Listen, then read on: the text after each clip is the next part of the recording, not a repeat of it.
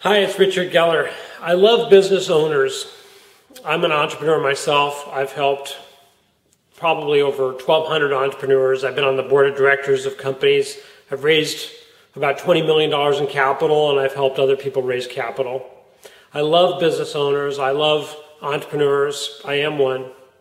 So what's happening to entrepreneurs and business owners is very, very upsetting right now. And it creates a huge opportunity because where there's a problem, there's also usually a huge opportunity. So I'm going to start with a business owner to explain to you this opportunity. So the business owner is right here.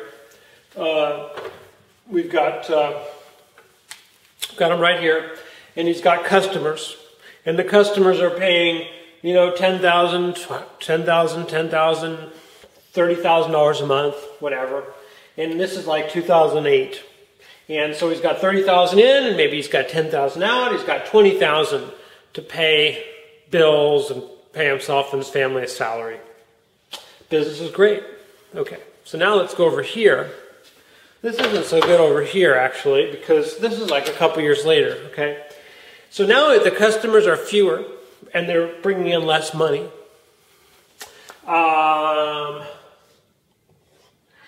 And it's 2010, and now there's $9,000 in, and there's still $10,000 out.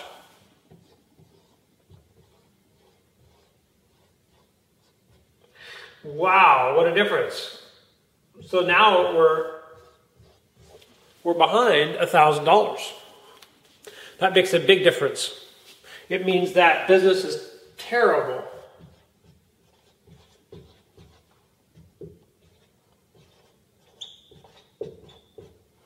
Business is awful, and he doesn't know what to do.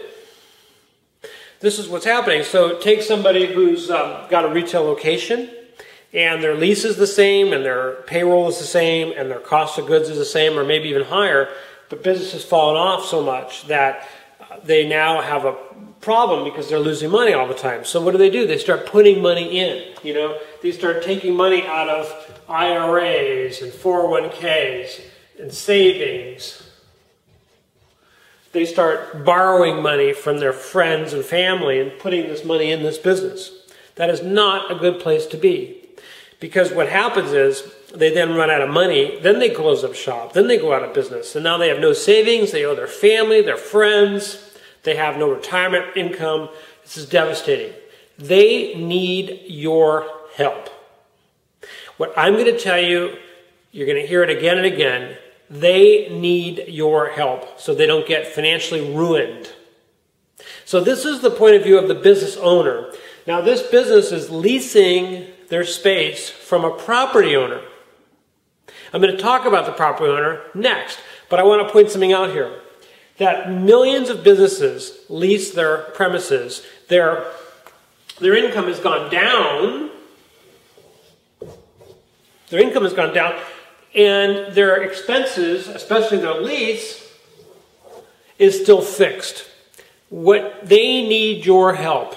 What you can do is you can negotiate a lower lease payment from their landlord. You can present their case professionally and honestly and ethically, and you can actually be a professional lease mitigator. It's easy to do. Even if you don't have the knowledge of understanding the numbers in the lease, that's the easy part. You can find someone to do that.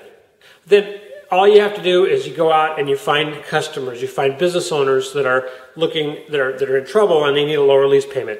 Where do you find them? It's easy. Here's an example of what you can do for marketing.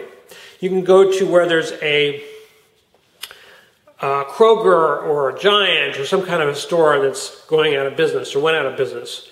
And these tenants are what are called generative tenants. They're tenants that are called anchors by the rest of us. They're destination stores. They're the ones that bring the traffic into the shopping center. So if they're gone, and usually there'll be some kind of public notice about that, all the tenants are now going to be suffering as a result of losing the generative tenant.